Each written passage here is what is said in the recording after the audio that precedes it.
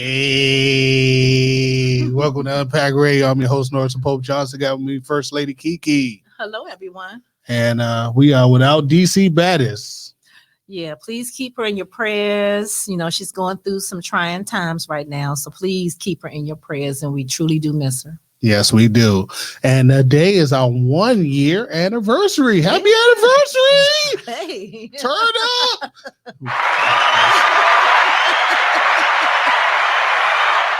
And it's been 1 year we've been unpacking the issue in the community. We have so many people to thank. And while we're waiting, let's get through this because we have so many shows. It's about 50-some guests. I'm going to try and move as fast as possible, but we have 50-some guests to thank. First and foremost, our first episode, I'd like to thank Andrew Wilson and Mike Jones. We was talking about redemption. Next, we would like to thank Bella and Meier Powers. Right. We was talking about Black trans in America. Next, we would like to thank episode 3, DJ Smoke and Brother Akbar. Black Power! The most interesting episode ever. Feel free to go on YouTube and look at that one with DJ Smoke and Brother Akbar. That was a very interesting episode. Episode 4, we got my personal hero, my mentor, Brother Jones. He's the one that kept me in order so I could be here today. Episode 5, we have my man Dimitri Jones. He came on and we talk about a lot of Black nerd stuff. Very good episode. DC Baddest, very first episode with Mr. Loctite, where we got to talk about domestic violence. And everybody was crying. My man who's coming on today, Kevin. Great guy, United States Marine. We chopped it up with him. We had Lettuce. We have my man Tion Wife, my man VJ. We was all talking about Black businesses. We had my man Narasa. His boy came on. My man Mike. My man Jay Whale. We was talking about the United States Army. And we had a little Army beef. We had DC Baddest. We had Sunshine Aces. We was talking about women in business. We also had my supervisor, Miss LaShawn Davis on. Jeez Louise, there's been a lot of people. Mike Bishop. We was talking about the male ego. And Kim got her emotions on that one. I thought you was going to jump on her, baby. All right, we had my man Miles, my boy Miles, who actually quit the job. His real estate business blew up. He quit the job. Yeah, congratulations. So, my man Miles don't work there no more. And Tiffany Lewis, we was talking about real estate, and they did an awesome job. They dropped some dimes, and people didn't listen, but they dropped some dimes. We talked about gun violence in the community, and we was all crying that day. The brothers was in there hugging. We was in there crying, and we talked about the issues with the community. My man, they got a little program where they put the guns down and they pick up the Boston gloves. Right. So now the Never Promotions, go check out Young Patrick. He's doing a great job in the community. We talked about some of our skin folks and our kid folks, but YouTube didn't allow that one. YouTube was like, nope. So you forgot about Pastor Hawkins. Remember that episode, the episode that got lost? Well, that was back in the day. Yeah. we ain't gonna bring up back in the day. We'll try and get him up with the current one. All right, we had my man, first episode, Marcus Darlin. Ron Hall came through for Black Cops in America. Jeez Louise. Andrew came through again for Red Flags. LaShawn Williams came through to talk about Black offers. My man Dwayne Foote came through and dropped some dimes when he dropped that poem that time. He had DC Baddest up there snapping. Yes. I think you even got a little emotional that time, Sweet Pea. He dropped some dimes on that one. Jeez Louise, Sunshine Aces came through twice? Yes, she did. My man, this when we first came to rep, Steve Shaw. Oh, yeah, I remember Steve Shaw. Yes, this was when we first got to rep. My man Mark was back on again. Then we snuck to the Tinderbox. So that wasn't here, but we snuck to the Tinderbox. My man Donald came through. Young Rapper came through. The Queens of With Bars came through. Okay. My man Brother Salim came through. Then we and you were just talking about relationship issues. Chicken wings and comedy things came through. Mike Bishop came through. Diamond Poodle came back through. Smokey Montana, Steve Prue, Dr. Bishop Harham, who's coming back on tonight, Tanisha Johnson, Burgundy, You remember Young Burgundy? He was in here doing backflips. He was doing it up. Bam 640. Oh my God. Lavernia Atkins came through. Focus Field came through. Brendan Williams, who interview did amazingly well. And me, you, and DC Battles was chopping it up. Brother Nassim, Brother Steve came through. Denise Nora came through. We got a real reality starting up in this piece. Yeah. Your friend Lonnie came through. Bam 640 came back through, and he had his wife had everybody crying in Detroit. But she was like, man, remember she said I had my will already written? Oh my God, Jesus. That will hurt. Comedian Poppy the Bear came through. We talked about TikTok. My man John came through. He's a big supporter of the show. Mm-hmm. And we just now talked to brother Helio Armstrong about UFC fighting. Right. Woo! That's a lot of guests. In a year. A lot. We was rolling through that one. That's a lot of people we have been thankfully able to talk to for a year. Now, are we still waiting on our guest, sir? Still waiting. So, Kimberly, dear. Yes. I'm going to try to phrase this as good as possible because, you know, YouTube very sensitive. So, I'm going to try to phrase it as good as possible. Okay. But I made a political statement today and did not know I was making a political statement. Now, everybody know I'm in training for the USPA bench press competition coming up. Right. In Ocean City, Maryland. Right. I have a new trainer, young Leroy. He's been beating the hell out of him. Me. Like, I tell people my new trainer is like going down a hill. You got no brakes. The car's on fire, and all you got is a bunch of gasoline.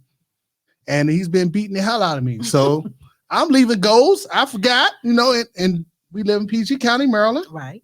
The rules in PG County, Maryland, you must put a cloth on your face. Absolutely. At all times when you're in public, right? Correct. So this is me at PG County, Maryland, right, chilling. I take a picture like this, not knowing I'm making a political statement. Matter of fact, do you not put up pictures, sir? Okay, I'm gonna send you the very picture I'm talking about. Yeah, I love it when a plan come together while we sitting here with shits and giggles waiting on my brother Kevin. Mm-hmm. I love it when a plan come together. So I made a political statement and not know I made a political statement. Sir, where can I send this picture to? Email? Okay, cool beans. So I made a political statement and I know I was making a political statement. Now, I cannot say too much because you got to be sensitive about what you say on YouTube. Absolutely. But me personally, I don't care what people do. It's your party. You can party however you want to party. But I don't judge people how they choose the party. Now, Kimberly, you can't say but much. But what do you feel about how people are taking what people determine they want to do with their own body? We can't say but much. We can't say but so much because YouTube get a little sensitive. I got you. Me personally, I believe it's your body. You have the right to do with your body what you choose to. Like you said, you didn't know that you was actually making a political statement just by taking a picture. But, you know, as we talked earlier, this is social media, and anything that you post on social media, everyone believes that they have access to it to rip it apart, comment on it, tear it apart, praise you, destroy you. You know, it's out there in the world. And you got to remember, like I told you, there are a lot of bullies that are sitting behind a keyboard making comments that on their own personal feelings. So my thing about it is your personal feelings is your personal feelings. And every now and then, you know, I try to keep it clean. F your feelings. That's your feelings. But a person has the right to do what they want to do. And I think that's the problem in this world today is that we don't mind our business. So you think the keyboard warriors need to stay in their own lane, what you're saying? Well, they need to stay in their own lane. You know, like I tell people, before you judge others, judge yourself. And that's what we don't do. We're so busy judging others that we don't take the time to look at ourselves and correct ourselves. I don't understand the picture that we're going to show. What's so, bad about it that some people actually had to come for you. I mean, like I said, this is something that we have to do. It is what it is. Well, just I sent it. Did you get it, sir? We're gonna find out, baby. We're gonna find out. Yeah, well, one normally send it to Trump or communicate with Trump at. We're gonna find out while we sitting here shooting the breeze. I mean, we're gonna find out. Tell us your personal opinion. How did you feel when the comments started coming in? To be honest, I'm waiting on Kevin so I can talk to him about it. But I was talking to my man, Coach Dirk. Shout out to Coach Dirk and then all his family. I noticed, and we talked about this last night, matter of fact, I noticed when you're black in these fitness spaces, it's a lot of shade. And one of the comments that I read when the guy said, I don't follow the government rules and regulations. People don't know me, but you live with me. Right. You literally talked me out of voting for Donald Trump.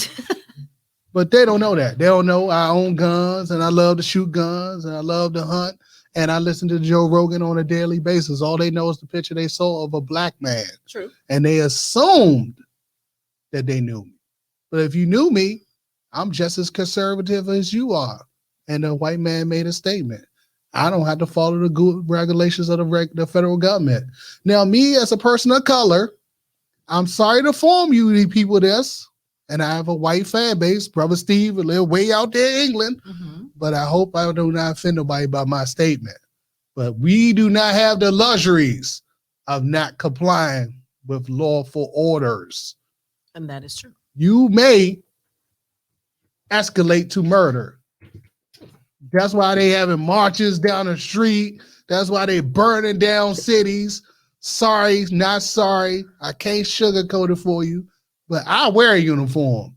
That's something else they don't know about me. But at the end of the day, I don't have the luxury of saying, I ain't going to follow the rules today. Fuck them. Well,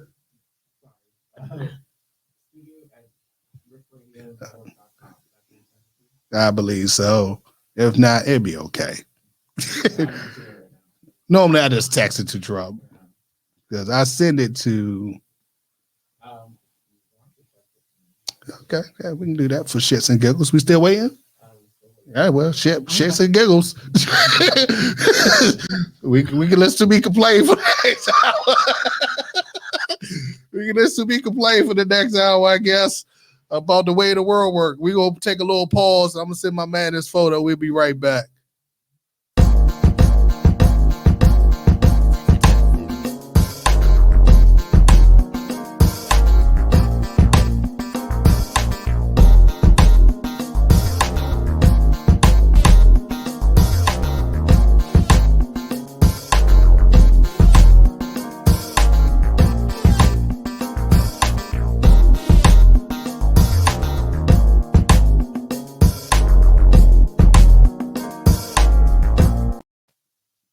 Hey, welcome back to Unpack Radio. We're here complaining with Norris. We're going to pull up this picture real quick. My man Kevin Desnell chimed in. We're going to pull up this picture real quick, and we're going to go rapid fire on a few questions because I got a lot of concerns about the fitness community.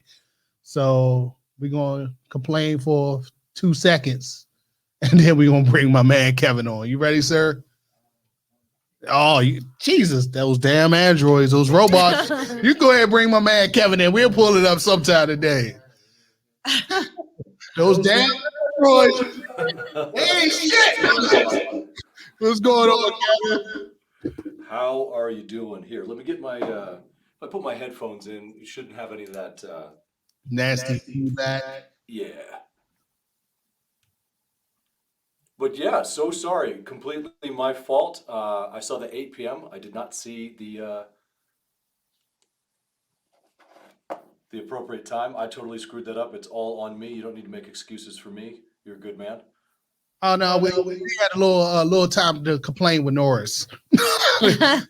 We had about 15 minutes of complaining with Norris about some states of the fitness world. Now, Kevin, I know we're down in about 45 minutes, so I know people who do not know you. We've been around for 1 year. You was kind of one of our early guests in the game. People don't know you have millions of followers all throughout TikTok, Facebook, YouTube, and the rest of the world. Please give me your credentials, brother. Well, thank you, my brother. My name's Kevin Meier. I run Pure BullFit.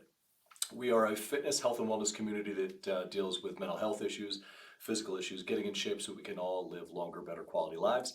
We serve to demystify fitness, debunk the fitness-related bullshit, which is the BullFit in our name, and just try to help as many people as possible. We started off pretty early, really going after what we viewed as the villains of the industry, and over time we've come to realize that it's really systemic. It all comes down to people profiting from drama and misinformation. And the best course of action is just to make people as informed as possible and to sow those seeds of information and hope. And one day they'll turn into growth. And if we can help as many people along the way, it will be a life well led. Mm. All right, Kevin, my first question that I've been noticing in the fitness space, and I'm pretty sure you have noticed it as well.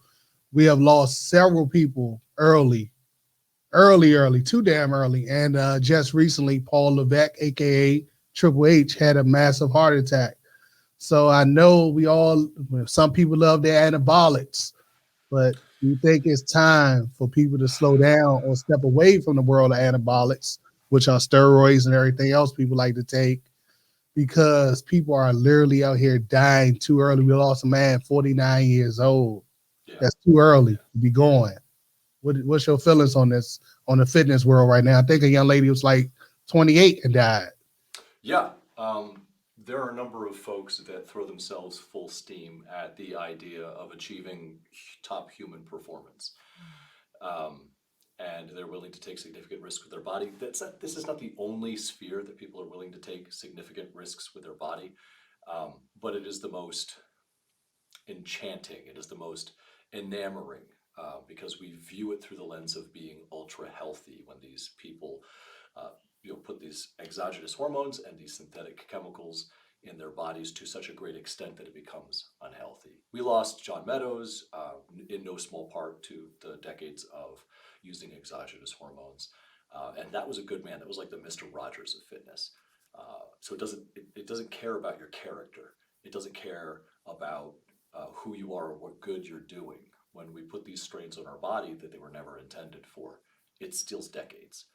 More than, or just as much at the very least, as living a sedentary life that leads to obesity.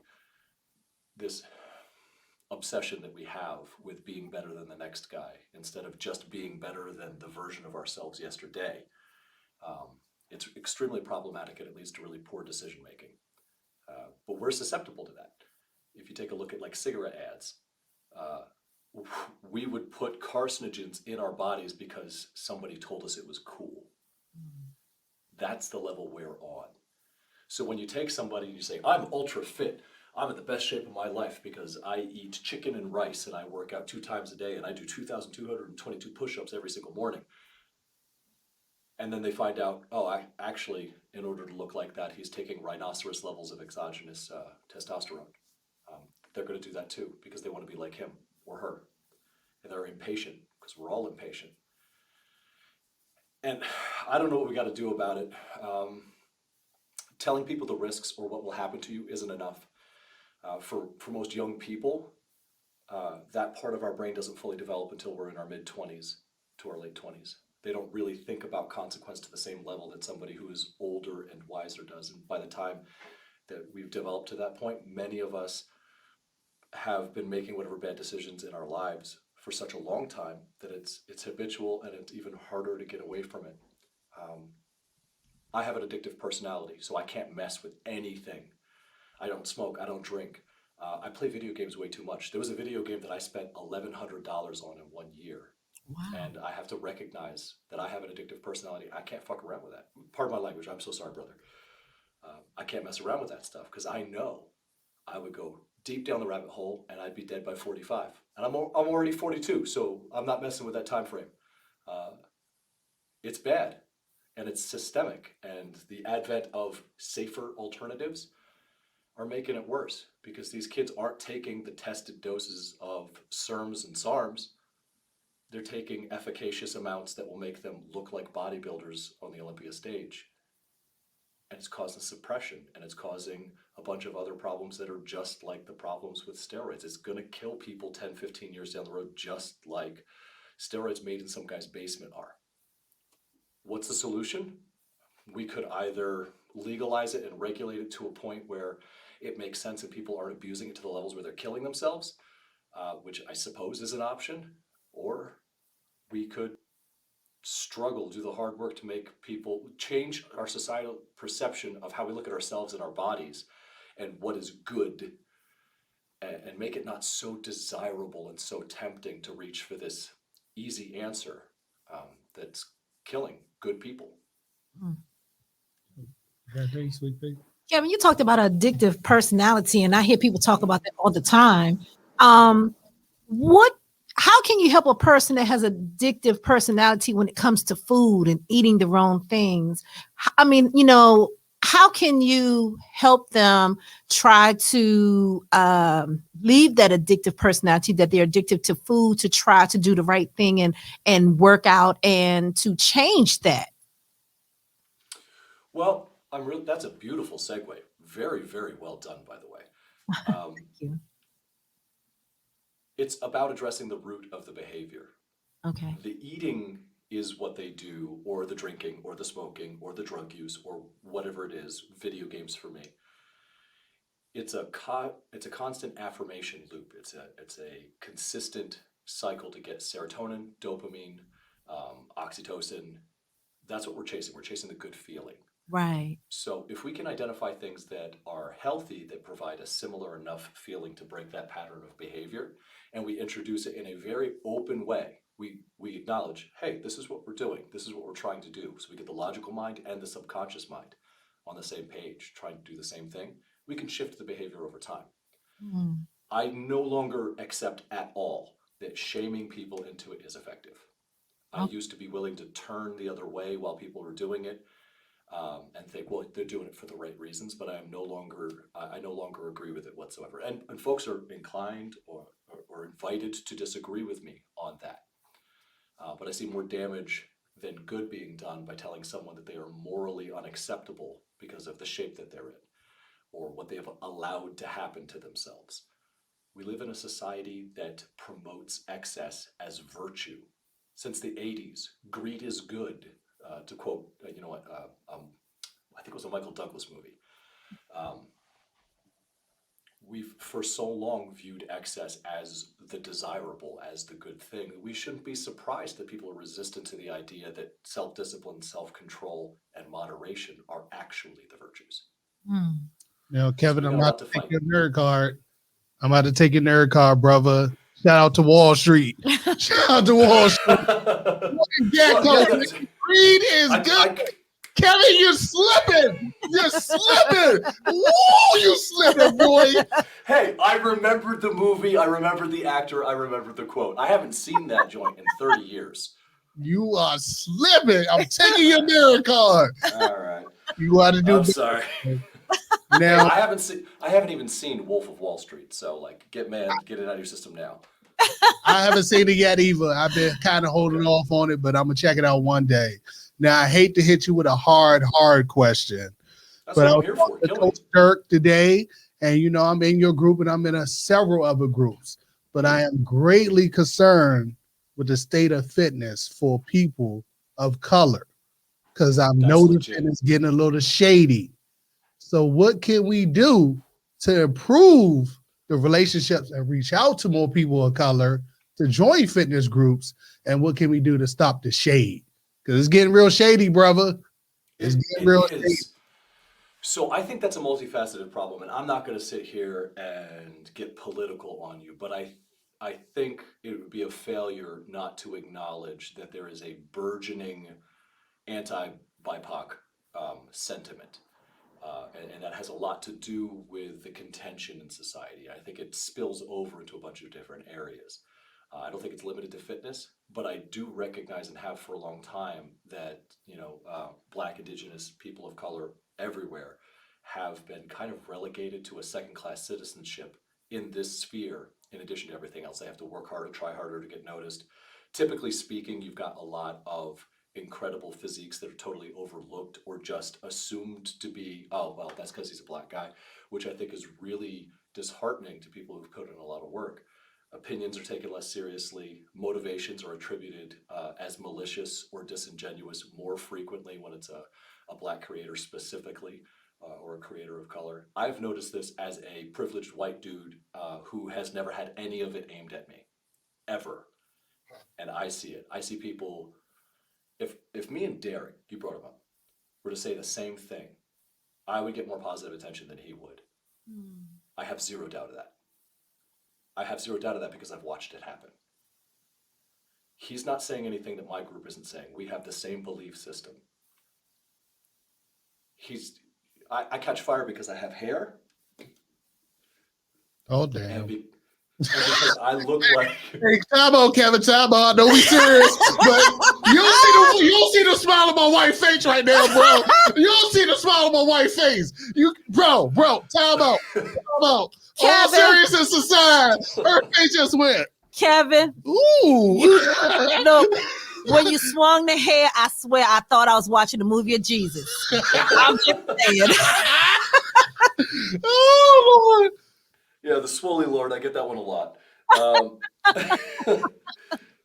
Look, I'm not.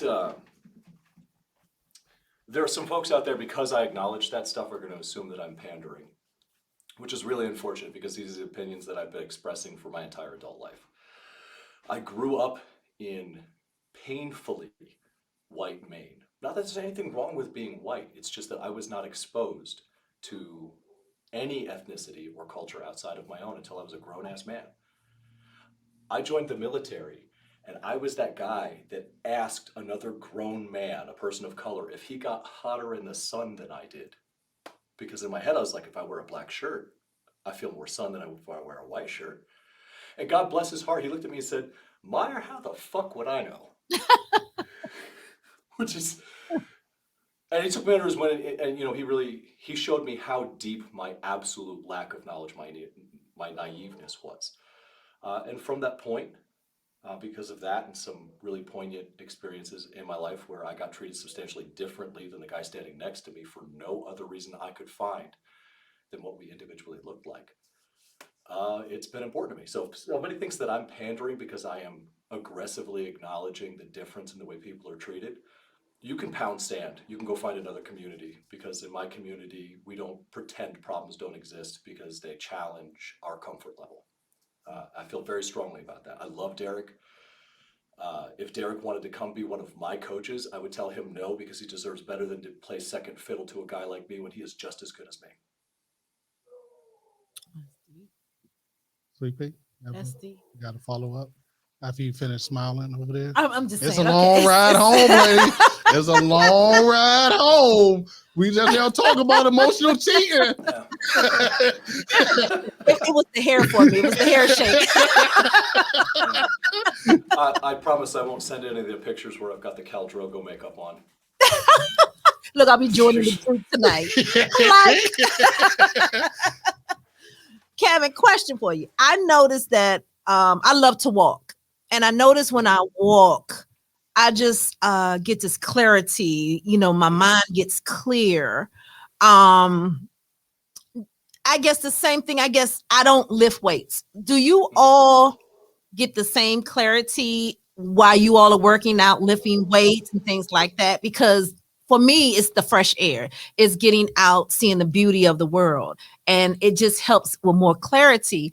I'm not a gym rat, as they say. So when you're out working in the gym, lifting these weights and things like that, do you all, same thing, do you get clarity? Do do your mind get clear, free thinking? So there's a very small, there's a very consistent but small biological component, and that is increased circulation results in increased nutrient delivery to the brain, which makes us think better. It helps with focus. That's like a double-digit percentage, but it's not overwhelming. The rest of it is situational, as most of it is. The reason why some folks hold on to weight more than others is about 9 to 10% their genetics, and then about 90% their lifestyle, their decisions, their situation. So that's the long way. The short way is when I'm here in my gym, yes, because I don't have all of the surrounding distractions. But if I were to go to the public gym, I've got half a dozen people asking me questions. I don't have that time to focus. The music is going. I feel scattered when I'm in the gym. Oh, okay. Uh, but a lot of that also has to do with the things that I have to struggle with. When I left the Marine Corps, I left with severe post-traumatic stress disorder. I don't bring that up to like make anybody feel sorry for me. I manage very well. I have an incredible support system. But it does manifest in public spaces where I have difficulty processing information because I become overwhelmed to the point where I feel like I can sense light on my skin and it feels like it's Mm, attacking me. So no, like if I were to go out and walk and there were nobody on the streets, if I did it at 2 a.m., oh yeah, I would feel so focused and clear. okay. If I were to do it in broad daylight with people trying to talk to me, navigating traffic, all of the noise, no, I'd probably just feel overwhelmed and want it to be over, Okay. to be Got straight up. Now, brother Kevin, I What's don't know up, if you've dude? been keeping up with the journey, but I've taken it upon myself to join the greatness of the USPA. And I'm 1 month away. And I have this young guy Ooh. training me, and every day I feel like I'm in a car, and the car's going downhill, and we have no brakes, and it's on fire, and it's all gas, brother. It's just all gas. It is all gas. It's all gas. So I feel like today I even feel like I've been hit with a baseball bat. You're I about a hope month the out. training methods are good, but I just want to know, what should I expect for my first meet, and how do you think I should mentally prepare for my first meet? So your first meet should be I'll- a liberating experience. You should not be stressed about performance at all because you're setting your actual total. Whatever we think we got for our total for the gym is irrelevant when it comes to powerlifting. Only on the day. Don't be too worried that you feel like you're beat up a month out because you're really close to that peak. If your trainer knows what they're doing, then they're going to peak you and then they're going to give you a period of time before the meet where it's a complete deload. It's coming real easy. Your last week, you should not be lifting heavy. You should be resting and be really recovered and just chomping at the bit to get your hands on that bar because you haven't been lifting the way you have for the previous 8, 12, 16, 32, whatever weeks you've been preparing. I wouldn't panic. I'd go in, I'd learn as much as possible because no matter how good you do at your first meet, your goal for your second meet is to crush the performance at the first meet. So you're just setting the standard. That's all you're doing. This is no stress. Don't worry about what anybody else is doing. That's poison. Go in there, it's just you and the bar. You are setting your standard for the future. That's all. This should be the lowest stress that you experience at any meet. Be open to learning everything, watch what everybody else is doing, learn how they warm up, find out what works for you because the way that you warm up at a meet is going to affect your performance. If you've never tested out all 3 major compound lifts on the same day, you are going to be shocked how much those first 2 take out of you by the time you get to the deadlift. You might hit 550 just to pull a number out of the air. You might hit 550 in the gym when you go to deadlift on that day at the gym, but you didn't just do a max effort squat and bench press within an hour. You know you my brother, but you know damn well I'm not deadlifting or squatting. It's all about the bench, baby. I'm only doing one and done. It's only bench, Kevin. You know damn well I'm not deadlifting. I'm not squatting. Every time your group, they always say, Norris, when you going to do a leg day video? And the answer is never, never. It's all about the chest. Right, but if I say that right now, if I call you out, I don't give the option of presenting anything else or doing anything else. I shoehorn you into that. So I have to keep the road open for you. You can decide you're only going to be in the fast lane, but that's a you decision. I'm only living in the fast lane, Kevin. I'm only living in the fast lane. I'm going to have a SpongeBob body, upper top, lower little legs, baby. I'm only squatting 135, and that's it. That's it. That's it. I'm not deadlifting. I'm not squatting. I'm only going for the chest. You need to be able to squat more than 135, though. I probably could. I just choose not to, Kevin. I can't do it. That's fair. That's fair. But I don't want to be posting videos of me curling your squat. Okay, so let's Let's not go Hey, there. hey, bro, there's a lot of people in our fitness space who they do an awesome job. Tommy Holt literally taught everybody how to deadlift one day. You Yeah, don't it was need beautiful. I love it. you don't need to do that for you. I'm good. I'm good. It's not gonna happen. It's not gonna happen. We'll see. We'll see. You see, this is the kind of thing that we're talking about, right? So I'm going to continue to lay the seeds of hope that you'll grow, particularly in the lower body region. And I'm going to encourage you. I can't make you change. I can't make you want to change your behavior right now, but maybe someday those seeds will take root and we'll have thrown enough water of inspiration on them that they'll sprout into tree trunk legs instead of, I don't know, SpongeBob or chickens or whatever. Sweet Pea, you have a question for Kevin? I got a question for you, Kevin. So I was telling Norris, I watch all these different shows and Dr. Oz and things like that. And when you're trying to eat right, live right, and all of that, you don't know where to start at because you have this expert telling you this, that expert telling you this. Someone says eat pasta. Someone else says don't eat pasta with the carbs. How do you know where to start? Who to listen to? Because everyone has their own opinion of what's right and what's wrong. So where do you start? So fitness is like a car, right? You can worry about putting performance chemicals into your gas tank, but if you haven't put gas in your gas tank, you're still not going to go anywhere. Right. And when it comes down to what's best, there is no um, template rubber stamp for everybody. There's ideal for you and what you want.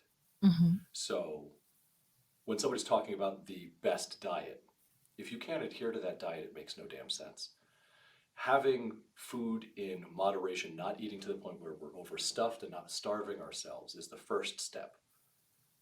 Everything after that is a refinement of the process to find out what is most sustainable for you. And it requires a lot of experimentation. It requires us to be cognizant and honest with ourselves of what works for us, what doesn't, what we enjoy, what we don't, what we're enduring in the moment, and what we're going to be able to incorporate in the long term. The quick advice I can give you on who to listen to is if someone is telling you something and they claim it's a secret, that everything you know is wrong, that their knowledge is hidden behind a pay gate or some form of profit, they're probably taking advantage of you. Right.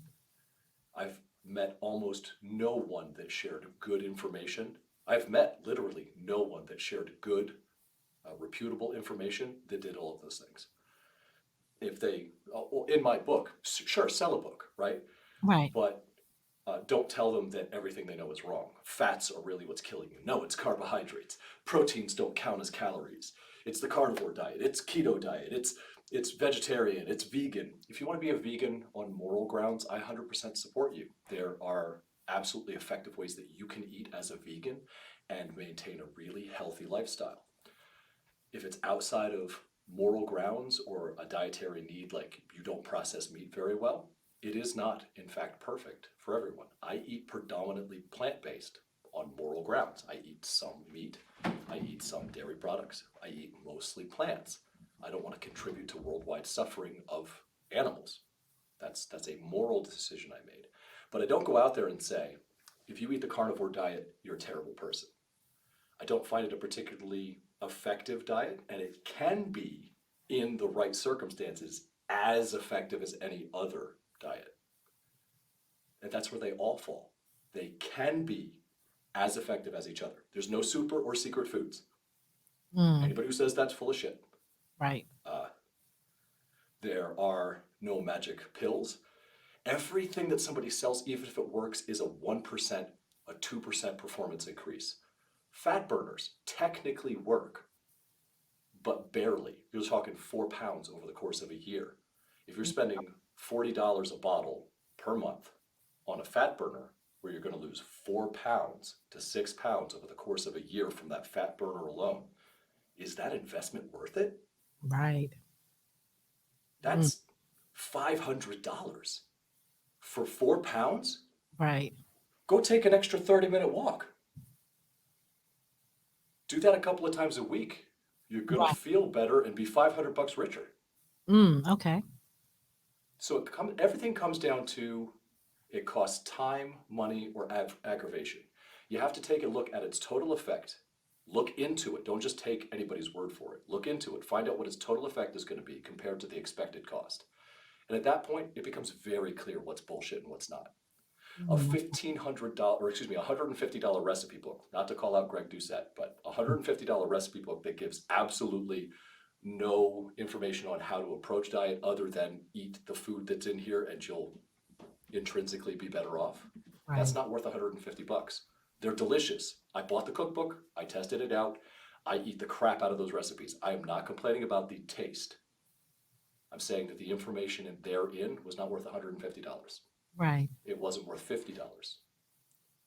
It might have been worth $10. Right. All right, Sweet Pea. For people who don't know who Greg Doucette is because you're not in this space. Right. Greg Doucette is someone who lives overseas, allegedly cheated on a few of his Olympic events by taking certain supplements that he shouldn't probably been taking. Allegedly. We don't want that smoke. Okay. We don't want that smoke. Okay. We don't want that smoke. Okay. So he admits it. It's made a cookbook called the Anabolic Cookbook where you're supposed to get swole. But if you're allegedly juicing up, how do we know your cookbook really work? How, Sway? How? Okay. Also, shout out to Reverend James, who also stole Greg Doucette. I freaking saw that video. Allegedly. And shout out to Vicky Shreds too. Allegedly. Well, I need Kevin to shout out his special guest. He has 2 special guests that keeps coming and going. You got to shout out your special guests. This is Herschel. Come give the toy. This is Herschel. This is my boy who's obsessed with this toy. That's it. That's all he cares about in life. And when I am on a client consult, when I'm looking at the monitor and I'm talking, he knows that I'm a captive audience. So he will bring me this thing incessantly. Clover. I don't want to whistle too loud on the microphone. They are so she cute. Must be outside. They peek in and peek out. Peek in, peek out. So they were accidental rescues. Friends of ours adopted a dog from the shelter. We're not told that the dog was pregnant. She had 5 puppies, and these 2 were inseparable. They would have massive anxiety attacks when you separated them. So, wow. We came and we took a look, and we decided we had room in our lives for 2 dogs, and we took them both home.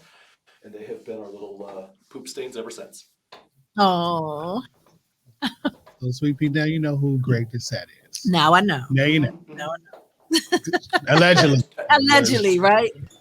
Don't get me wrong. I know most people hate or love him. Oh, yeah. I'm ambivalent. Kevin. What's up? I made an accidental political statement today. Well, a few days ago. I made, you got a picture, sir? So we're going to get my man Kevin point of view. This is the picture. You see the picture, Kevin? Yep. You see the picture, right? I see right. it. I see your ass chested. I see your chest is really coming out. Bro, the chest was on fleek. See, the chest was on fleek. The arms on fleek. But no, this is statement, Kevin. Oh, Lord, the male ego. Yeah, the greatest compliment I got before I started this story was when Steve Shaw said, "You're looking pretty jacked to me." Highlight of my life right there. Highlight of my life. When I go to my casket, Sleepy, put it on the tombstone. Steve Shaw said, "You're looking jacked to me, bro." You could see the shadow right here, and he's not even doing like anything where he'd be like, try to bring it out. He's just naturally walking, and he's got it. So your political statement, I my accidental political statement, because I don't care about what people do in their world, and we got to be cautious about what we say.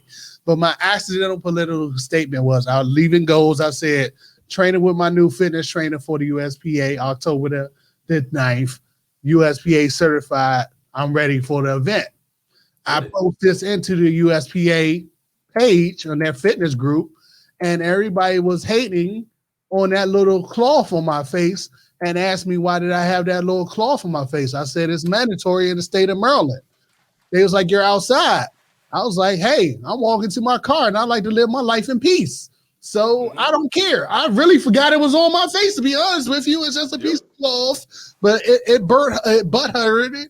A lot of people, they got butt hurted. So they had a 20-page essay about that cloth on my face. Oh my God. Look, now, we can't say too much, but what are your feelings about how people throw shade on something? And one dude said to me, I don't pay attention to the government. I was like, I had to almost check myself because I almost came and said, it must be nice to be you. Because I don't have that luxury, bro, and I wear a gun and a badge. And I still have that luxury not to pay attention. So what do you have to say about this, Kevin? So this, like so many other things, has become part of our identity because of the ideologies that we subscribe to. And it becomes an expected part of what you must believe if you wear one of these things. And that's why that it's driving people mad. It's not that masks exist. It's not that people are being told or encouraged, or in some cases mandated, that they have to wear them. It's the polarization, and that polarization turning into self-identification that has made it so difficult. Over the last few years, with every topic, fitness, health, wellness, vaccines, politics, finances, immigration, it doesn't matter. It's all wrapped up into the same thing. We have polarized ourselves and siloed ourselves into these groups so hard. We've allowed it to be done to us, and we've participated in it voluntarily, that when you see something that belongs conceptually to another silo or polarized in a different direction, it's automatically a threat or an attack on who you are as a person. That's the level that we've taken it to. And that's just moronic. That is just dumb. I've never seen a person that wasn't wearing a mask and said, you need to put on a mask. I have thought quietly to myself, you're coughing. I wish you were wearing a mask. But I have been told by actual random strangers that they object to the fact that I'm wearing one. I held a door for a guy, and he walked in the store, and he's like, I appreciate that, but I don't appreciate your mask. It made no fucking sense to me. Now, I don't think that he's a terrible person because he has adopted a series of ideologies, of which that is only one part, where he feels like his sense of being and what is right and wrong is challenged by the existence of a piece of cloth on my face. But that's where we are in society right now. It's not just the mask. If it wasn't the mask, if this was all about, if this polarization was charged around different subjects, it would have been something else. And devoid of that, as angry as everybody is right now, if you didn't do anything else wrong, you would have caught shit for being black in public. That's where we're at. People, they're mad, and that needs a direction. Instead of something happening to us, for many of us, there are people that are suffering legitimate problems. But for many of us, myself included, I don't have real problems outside of what's happening to me in the real world due to the pandemic and the whole 9 yards. I'm very insulated and lucky, but I feel anger. That anger has to go somewhere, so it gets pointed at something, and that thing becomes the justification for the anger. The anger was there before the justification was brought to my attention. So am I really mad about that? So I've started checking myself. When I get all fucking worked up, when I get all angry, I'm like, am I actually mad about that? Or am I just using it as the excuse so that I can feel this anger and not have to process it or feel bad about it? And I think too many people are not asking themselves that question. They saw your face covered with a piece of cloth. They found something they could easily object to, that they knew a significant portion of people were going to agree with them on, and they felt comfortable calling it out in public so that they could have the catharsis of being angry at you for something that doesn't affect them in any way. That's how I feel about it. All right. Once I got two statements, Sweet Pea. I know it's your question. Next highlight, Sweet Pea. Put this on the casket. Kevin said the chest is coming in nice, baby. Kevin in on fleek. Legitimately, first thing I noticed. Coming in on fleek. Steve Shaw, you looking pretty jacked to me right underneath there. Kevin said the chest is coming in on fleek. Okay. And Kevin, as far as the dude at the store, I don't know if he knew. I mean, maybe he didn't notice you're 6'4", 200, and a former United States Marine. And you never stop being a Marine. And last I checked, y'all the craziest psychopaths on earth. So maybe he didn't know this. He didn't know he was getting himself into. He was about to bring you to the darkness. We have the knights of old, and the Marines do this too. We're expected to have two faces, not to be duplicitous or disingenuous, but to have the courteous, professional face that we give to the public, that we give to everyone, and then our war face. And that is summed up in General Mattis's 6th rule of Marine conduct, which is be professional, be polite, have a plan to kill everyone you meet. And that's just how I live my life. I rest my case, Your Honor. Sweet Pea. Kevin, question for you. Because you are out there on social media and you're a public figure, how do you protect your peace, from the negativity and the negative people that just troll? How do you protect your peace? Oh, I legitimately don't care. Okay. Like, I care about people, but I've had people come after me. Right. I've had people make videos about me. I've never made a response video ever because I've never felt like I had to. Okay. I'm one of those people that your words suggest the quality of your character. It's your actions that prove it. So recently I had a lot of really nasty things being said about me because I spoke out against the sexual harassment culture at the video game company that I worked at. And Right. because I had made a terrible mistake 8 years ago in an unwise relationship with a coworker, I was drugged through the mud for that decision, but it didn't have anything to do with the aggressive predatory culture that exists at that company that I was calling out. So I had people say nasty things about me, people who'd never met me. It didn't bother me. Right. The very person that they were talking about was one of the first people to come out and say, "Hey, Kevin, are you okay?"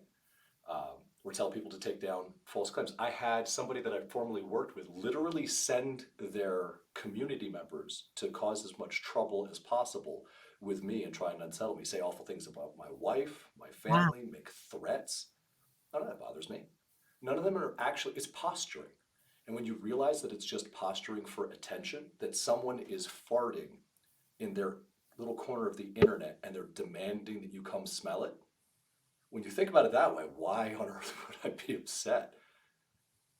If Norris was to go into that corner and he was just to let one out right now, and he's like, "Come over and smell it. This is the best smelling thing you have ever smelled in your entire life. I guarantee it. If you don't agree with me, you're an idiot."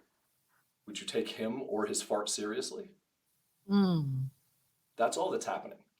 Okay. It's usually a cry for attention, and I don't mean that in a demeaning way, because the real motivation, when you strip away all of it, they're either trying to get your attention or the attention of someone that they're speaking on behalf of that they identify with.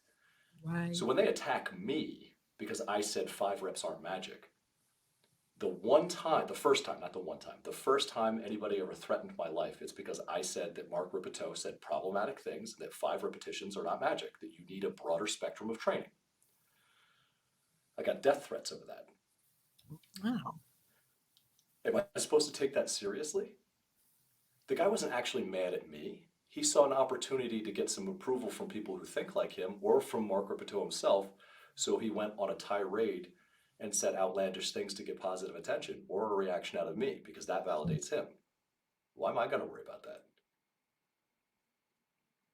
The only people I seek to protect are my kids. I don't talk about my kids. I don't put my kids' pictures online. I try to take care of them because if I don't, they're susceptible. Right. I'm not. My wife's not. My wife's a warrior. You don't want to mess with her. Right. She's the scary one in this relationship.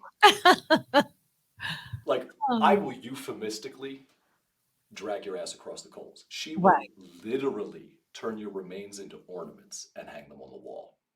What I got to worry about? Okay. Hey, I'm gonna make a statement and then we're gonna close this out.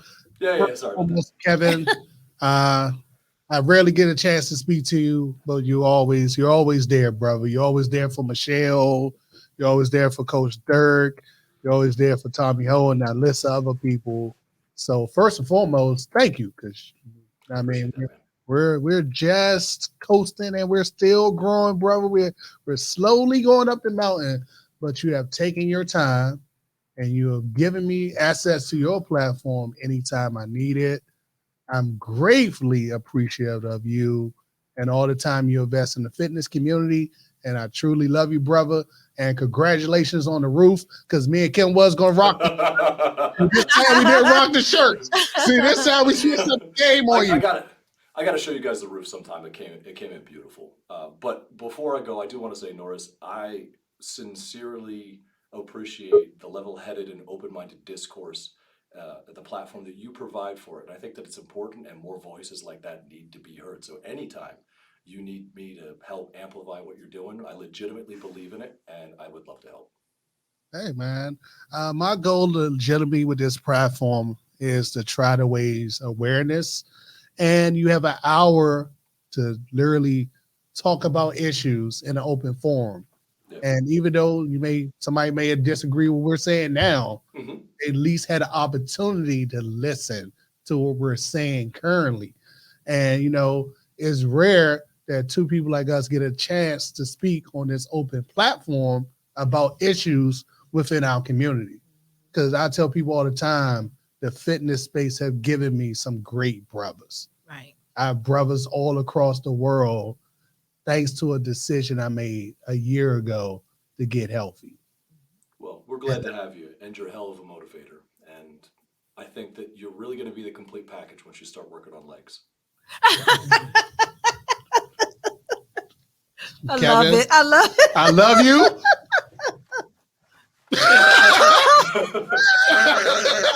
I'm never doing legs. You cannot do that to Jesus. You cannot do that to Jesus. All right, Kevin, before we wrap this up, where can people find you at? Because I know you've been heavy on TikTok. We got to talk about D&D next time I see you, because you be talking on my head, bro. I don't know what the hell. So where can people find you at? So you can find me at Pure BullFit on basically any social media platform. You can look to us for actionable resources for living a longer, better quality life. Very soon here, you should come to the Facebook group, our Discord, follow on TikTok, any of the rest of that if you want, because I've got an omnibus for free how to take care of nutrition, exercise, and the whole 9 yards. Just a big old collection of resources, my gift to you guys, because I'd really like to plant that seed.